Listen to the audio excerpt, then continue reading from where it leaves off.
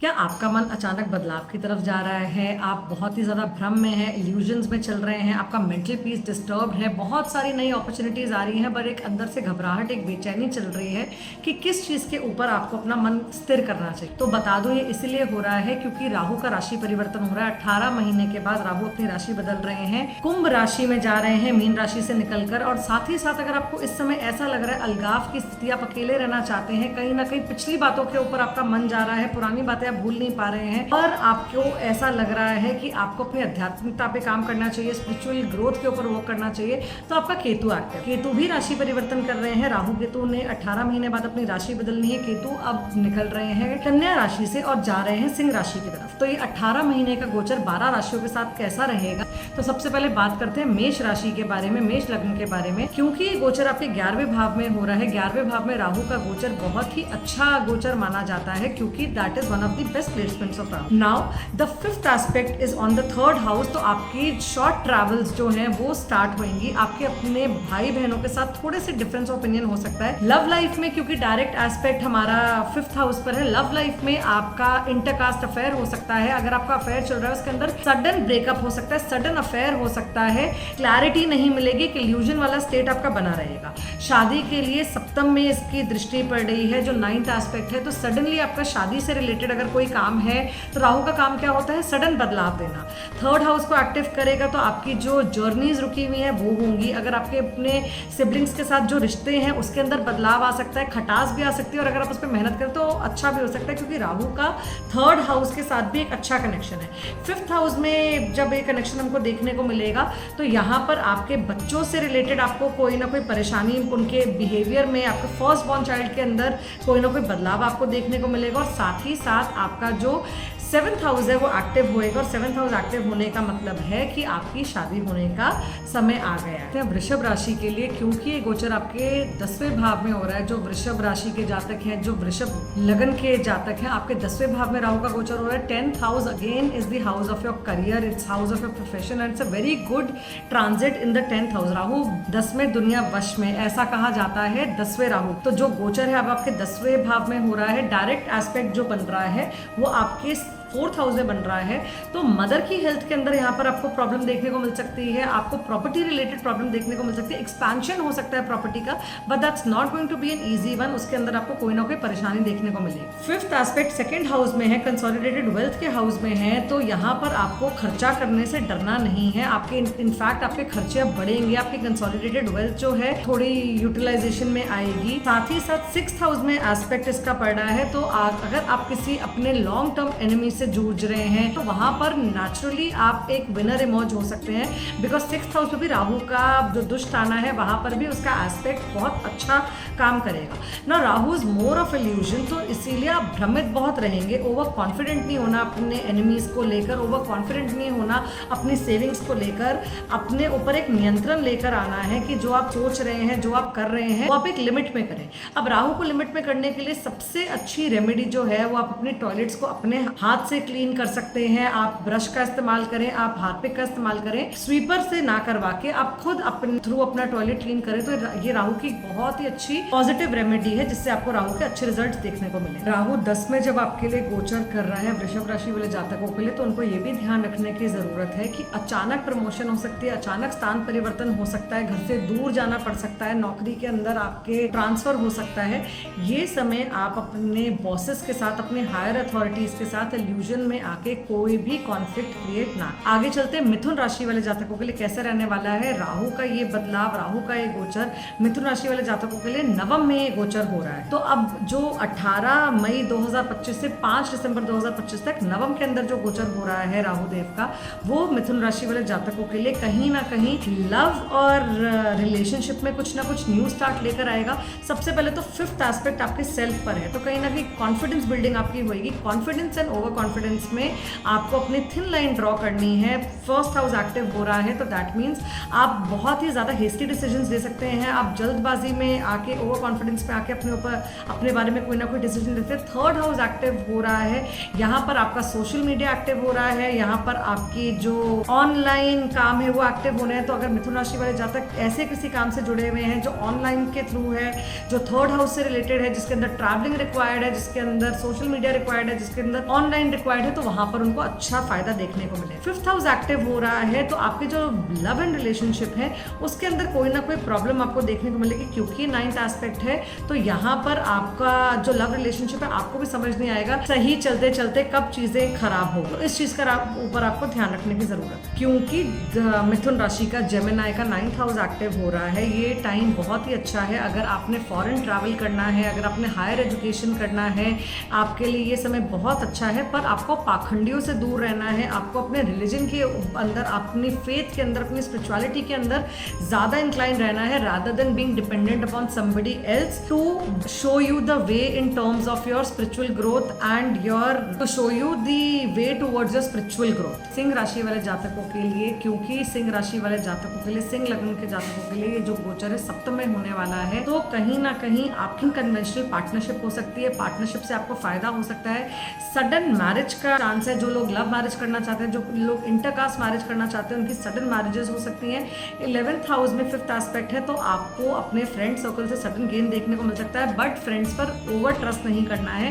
कहीं ना कहीं आपको अपने सोच विचार को यूज करते हुए अपनी फ्रेंडशिप से, अपनी नेटवर्किंग से फायदा देखने को मिल सकता है। थर्ड हाउस एक्टिव हो रहा है। यहाँ पे थर्ड और 11th हाउस का जो कनेक्शन है, तो दैट मीन्स आपको अपने सिबलिंग से, भाई बहनों से, बड़े और छोटे भाई बहनों से आपको फायदा देखने को मिल रहा है। आप पर आपने उनके साथ अपनी जो बॉन्ड है उसके ऊपर वर्क करना है। थर्ड हाउस एक्टिव हो गया है, आपका फर्स्ट हाउस एक्टिव हो गया है। डायरेक्ट एस्पेक्ट फर्स्ट हाउस में है, तो पर्सनालिटी ट्रांसफॉर्मेशन, आपका सडन बदलाव आपके जो पर्सनालिटी है उसके अंदर आपको देखने को मिलेगा, जो आपके थॉट प्रोसेसेस में आपको देखने को मिलेगा।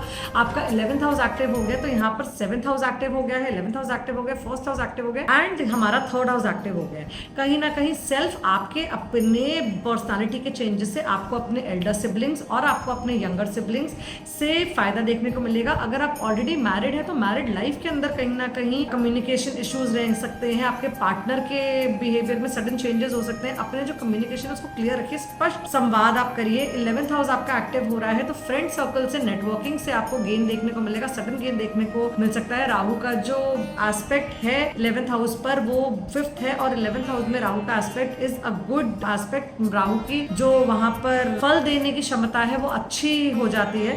थर्ड हाउस एक्टिव हो रहा है, तो कहीं ना कहीं आपको अपने नेबरहुड में भी सपोर्ट मिलने को, नेबरहुड में फ्रेंडशिप देखने को मिल सकती है, जिससे आपको गेन्स हो सकते हैं। सडन मैरिज का योग भी बन सकता है, तो आप अपने सारे ऑप्शंस को कंसिडर कर सकते हैं। कन्या राशि के बारे में बात करते हैं, जिनके लिए गोचर हो रहा है उनके छठे भाव दुष्टाना के अंदर। तो 6th हाउस के अंदर जब ये गोचर हो रहा है कन्या राशि, कन्या लग्न वाले जातकों के लिए, यहाँ पर एक बहुत ही अच्छा स्ट्रॉन्ग इंडिकेशन है that you can win over your. आपका डायरेक्ट एस्पेक्ट जो है वो 12th हाउस के ऊपर जा रहा है, तो वहां पर आप अननेसेसरी एक्सपेंडिचर्स से बचना चाहिए। फॉरेन से आपको फायदा होने का चांस बहुत अच्छा है। 5th एस्पेक्ट आपके 10th हाउस पे आ रहा है, तो आपके लिए करियर में फेम, करियर में sudden recognition according to the hard work that you have done, क्योंकि राहु सडननेस का कारण है। जो इतने टाइम से आप स्टक फील कर रहे होंगे अपने जॉब में, अपने बॉसेस के साथ, अपने एनिमीज के साथ, वहां से आप सडनली बाहर निकलने का एक चांस आपको मिला। 2nd हाउस पर इसका जो है एस्पेक्ट पड़ रहा है, तो यहाँ पर आपकी जो फैमिली लाइफ है, जो आपका फैमिली का वेल्थ है, उसके अंदर भी आपको अपने करियर के अंदर कोई गेन देखने को मिलेगा, जिससे आपका 2nd हाउस जो है उसके अंदर एक बैलेंस आपको देखने को मिलेगा, जहाँ पर आपको गेन देखने को मिलेंगे। ये टाइम एक सडननेस का है आपके लिए। You were not getting the subordinate support, you were getting a lot of pressure from your subordinates, from your enemies, and suddenly you broken through all of it. That means आप अपने enemies के ऊपर win over कर सकते हैं। आपका sudden foreign plan बन सकता है, फॉरेन ट्रैवल हो सकता है। हेल्थ के लिए आपको बहुत ज्यादा आपको केयरफुल रहना चाहिए। 8th और 12th का कनेक्शन, तो हेल्थ के अंदर अगर आप अपना ध्यान नहीं देंगे तो दैट मीन्स आपके जो रोग है उससे आपका जो हॉस्पिटल एक्सपेंडिचर है वो बढ़ने का चांस। साथ ही साथ यहाँ पर अननेसेसरी आपने ऋण नहीं लेना, आपने लोन्स के ऊपर, डेट्स के ऊपर नहीं कॉन्सेंट्रेट करना। अगर आपके कोई डेट्स चल रहे हैं तो this is a good time to wind them off, because your 6th house is active. आपको हेल्प मिलने की बहुत अच्छी संभावना है, वहां से करियर की ग्रोथ, वहां से आपका जो 2nd हाउस है, आपका अपना वेल्थ, वहां उन दोनों कनेक्शन की वजह से आपको वेल्थ के अंदर बेनिफिट देखने को मिलेगा और आपके जो डेट्स हैं वो क्लियर हो जाएंगे, जो आपके लोन्स हैं वो क्लियर हो जाएंगे। The only thing that you need to be careful about is your own health, because the 6th house is making connection with the 12th house, तो हॉस्पिटलाइजेशन, हॉस्पिटल पर अननेसेसरी एक्सपेंडिचर और health के अंदर problems आपको देखने को मिल सकते हैं। तुला राशि के लिए राहु देव का जो एक गोचर है उनके पंचम में हो रहा है, तो सबसे पहले मैं आपको ये बोलूंगी कि स्टमक रिलेटेड इश्यूज अगर आपके कोई चल रहे हैं तो उन पर ध्यान देने की जरूरत है। अनकन्वेंशनल रिलेशनशिप में कहीं अगर आप हैं तो वहां पर आपको धोखा मिलने का चांस है। यहाँ पर सबसे पहले 5th हाउस के अंदर गोचर हो रहा है, तो डायरेक्ट एस्पेक्ट 11th हाउस में है। गेन्स एंड सेटिस्फैक्शंस का हाउस आपका एक्टिव हो रहा है। फ्रेंड्स से, नेटवर्किंग से आपका जो काम है बहुत अच्छा चल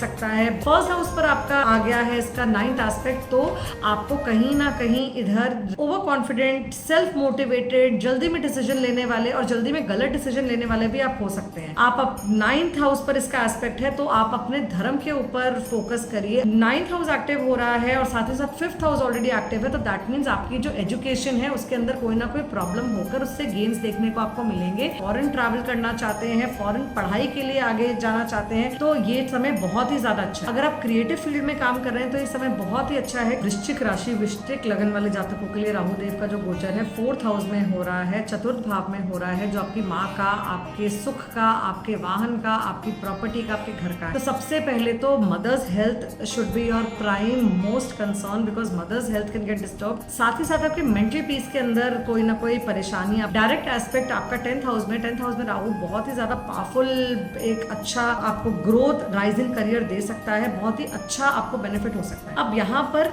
8th हाउस हमारा एक्टिव हो रहा है। 8th house is also a rise in career, तो दैट मीन्स आपके लिए डुअल गारंटी है। 10th हाउस भी एक्टिव है, 8th हाउस भी एक्टिव है, तो करियर के अंदर आपको कुछ अच्छे पॉजिटिव चेंजेस देखने को मिल सकते हैं। But there can be sudden change in location, there can be sudden transfer, there can be sudden growth at work if things are positive in your work life. अब यहाँ पर एक कनेक्शन हमारे को 8th और 4th का भी दिख रहा है, तो एंसेस्ट्रल प्रॉपर्टी के बेनिफिट्स आपको देखने को मिल सकते हैं अगर आपकी कोई एंसेस्ट्रल प्रॉपर्टी का इशू चल रहा है। साथ ही साथ हमारा 12th हाउस एक्टिव हो रहा है, अगर आपकी कोर्ट कचहरी चल रही है अपने एंसेस्ट्रल प्रॉपर्टी को लेकर, वहां पर भी आपको बेटरमेंट देखने को मिले। 4th हाउस एक्टिव हो रहा है, आपका 8th हाउस एक्टिव हो रहा है, आपका 12th हाउस एक्टिव हो रहा है और आपका साथ ही साथ 10th हाउस एक्टिव हो रहा है। धनु राशि वाले जातकों के लिए, धनु लग्न के जातकों के लिए जो राहु का गोचर हो रहा है 3रे भाव में हो रहा है, तो यात्राओं में बाधा आ सकती है। सडनली आपका जो अपने सिबलिंग्स के साथ बॉन्ड है उसके अंदर कोई प्रॉब्लम आ सकती है। ओवर कॉन्फिडेंट होकर हवा में बातें ना करिए। 3rd house is also our communication, so that means somewhere you can be over assertive in your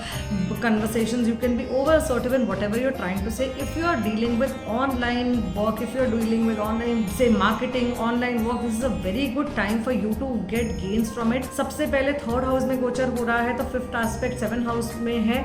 आपकी अपनी कम्युनिकेशन, आपकी अपनी असर्टिवनेस से मैरिड लाइफ के अंदर इश्यूज हो सकते हैं, अनकन्वेंशनल पार्टनरशिप भी हो सकती है, पर पार्टनरशिप में, बिजनेस में आपको गेन्स देखने को मिल सकते हैं। साथ ही साथ 11th हाउस आपका एक्टिव हो रहा है, क्योंकि उसके ऊपर आपका 9th एस्पेक्ट आ रहा है, तो दैट मीन्स आपका 7th और 11th कनेक्शन बना रहा है आपके 3rd हाउस। दैट मीन्स आपके साहस से, आपके कॉन्फिडेंस से, आपकी मोटिवेशन से, आपके एफर्ट से, आपके बिजनेस के अंदर गेन्स हैं, आपको अपने एल्डर सिबलिंग से गेन है, आपको अपने नेटवर्किंग से गेन। 9th हाउस यहाँ पर एक्टिव है यात्राओं का, तो दैट मीन्स आपकी जो शॉर्ट टर्म जर्नीज हैं वो भी होंगी और आपकी जो लॉन्ग टर्म जर्नीज हैं, फॉरेन कनेक्शंस, वो भी होंगे। और आपको यहाँ पर एक चीज और का ध्यान रखना है कि आपको अपने जो भी बात आपने बोलनी है, diplomacy is required but only to a length that is accept. बात करते हैं मकर राशि वाले जातकों के लिए, मकर लगन वाले जातकों के लिए, कैप्रिकॉर्न असेंडेंट्स के लिए ये जो ट्रांजिट हो रहा है 2nd हाउस में हो रहा है। 2nd हाउस हमारी कंसोलिडेटेड वेल्थ और हमारी स्पीच का है, तो कहीं ना कहीं आपकी असर्टिव स्पीच जो है उसके ऊपर आपको कंट्रोल रखने की जरूरत है। यहाँ पर आपका जो वेल्थ है वो सडन गेन्स हो सकते हैं। एक तो सडन एक्सपेंडिचर्स तो होंगे बिकॉज राहु उस भाव में आ गया है, तो अनएक्सपेक्टेड सडन एक्सपेंडिचर्स होंगे। आप अपनी लग्जरी के ऊपर स्पेंड कर सकते हैं, आप अपनी फैमिली के ऊपर स्पेंड कर सकते हैं, सडन हमारे को देखने को मिलेंगे। डायरेक्ट एस्पेक्ट 8th हाउस पर आ रहा है। 8th हाउस हमारे जो है हिडन गेन्स, सो अगर आपका कोई पॉलिसी मनी है, अगर आपका कोई इंश्योरेंस मनी है, वहां से आपको गेन्स देखने को मिलेंगे। आपका आपका जो एंसेस्ट्रल प्रॉपर्टी है उसका बेनिफिट आपको देखने को मिलेगा। आपकी फैमिली की जो कंसोलिडेटेड हिडन वेल्थ है वहां से आपको बेनिफिट देखने को मिलेगा। 6th हाउस के ऊपर इसका एस्पेक्ट है, तो that means you can win over your enemies, you can win over people who are causing issues in your life. अगर आपकी जॉब प्लेसमेंट नहीं हो रही है वो भी होगी। अब यहाँ पर आपका 6th हाउस एक्टिव हो रहा है जो कि एक दुष्टाना है जिसपे राहु के एस्पेक्ट पड़ रही है। आपका 8th हाउस एक्टिव हो रहा है जो कि एक और दुष्टाना है, और साथ ही साथ जो आपका 10th हाउस है वहां पर 9th एस्पेक्ट है। तो दैट मीन्स आपका करियर भी एक चेंज की तरफ जा रहा है, एक सडन न्यू बदलाव की तरफ जा रहा है। 6th और 10th का कनेक्शन हमारे को करियर के अंदर sudden change, sudden opportunity, sudden new rise देखने को मिल सकता है। 8th और 10th का कनेक्शन राइज इन करियर का टाइम आपके लिए बहुत अच्छा है। कुंभ लगन कुंभ राशि वाले जातकों के लिए जिनके लिए जो राहु देव का गोचर है आपके सेल्फ हाउस 1st हाउस में हो। अब एक बहुत ही इंटरेस्टिंग प्लेसमेंट है क्योंकि जो 11th साइन है वो सैटर्न का साइन है और वो एक एरी साइन है, राहु एक एरी प्लैनेट है। तो दैट मीन्स 1st हाउस में आके कहीं ना कहीं कॉन्फिडेंस का एक जो बूस्ट होएगा आपके अंदर, वो एक सडन गेन देगा आपको, आपके कॉन्फिडेंस बिल्डिंग होएगी। 5th हाउस पर आपका जो एस्पेक्ट है दैट मीन्स आपका जो फर्स्ट बॉर्न चाइल्ड है वहां पर आपको थोड़ा सा ध्यान देने की जरूरत है। 7th हाउस पर एस्पेक्ट है तो दैट मीन्स आपके अपने जो बिजनेस पार्टनरशिप्स हैं, जो आपकी मैरिड लाइफ है वहां पर आपको ध्यान देने की जरूरत है। और 9th हाउस आपका अपने गुरुओं के, अपने मेंटर्स हैं, उधर ध्यान देने की जरूरत है। इंटरेस्टिंग पार्ट इज 5th और 9th का कनेक्शन बन रहा है, तो दैट मीन्स आपको अपनी नॉलेज से, अपनी जो क्रिएटिविटी है उसको आपको एक लेवल हायर लेकर जाने को मिलेगा अपने 1st हाउस, अपने सेल्फ एफर्ट से। 5th और 7th का कनेक्शन बन रहा है, that means an unconventional relationship, an intercaste relationship, a relationship which is very difficult to take to the next level, वो शादी में कन्वर्ट हो सकता है क्योंकि राहु देव जो है सडननेस का कारण है, सडन बदलाव का कारण लेकर आ रहे हैं। वह मीन राशि वाले जातकों के लिए, Pisces ascendant, Pisces moon sign के लिए जो राहु देव का गोचर है, अभी तक राहु उनके इस राशि में गोचर कर रहे थे। अब 18 मई को ये यहाँ से निकल के 6 दिसंबर 2026 तक यहाँ से आगे निकलकर अब एक्वेरियस में आ गए। तो राहु की जो राशि परिवर्तन है कहीं ना कहीं अब जो राहु देव का ये गोचर है आपके 12वें भाव में हो रहा है, आपके व्यय के भाव में हो रहा है, आपके सडन एक्सपेंडिचर्स के भाव में हो रहा है, आपके मोक्ष के भाव में हो रहा है। 12वें भाव में राहु का गोचर इतना अच्छा नहीं होता। अब यहाँ पर 12th हाउस और 6th हाउस दो दुष्टाना का जो है कनेक्शन बन रहा है which is not very good. तो यहाँ पर आपको अपने 4th house mother's health, your own mental peace is going to get disturb because 4th और 12th का कनेक्शन बन रहा है। मैंने आपको पहले ही बोला स्लीपिंग डिसऑर्डर्स आपको ऑलरेडी देखने को मिल सकते हैं, मेंटल टेंशन आपको देखने को मिल सकती है।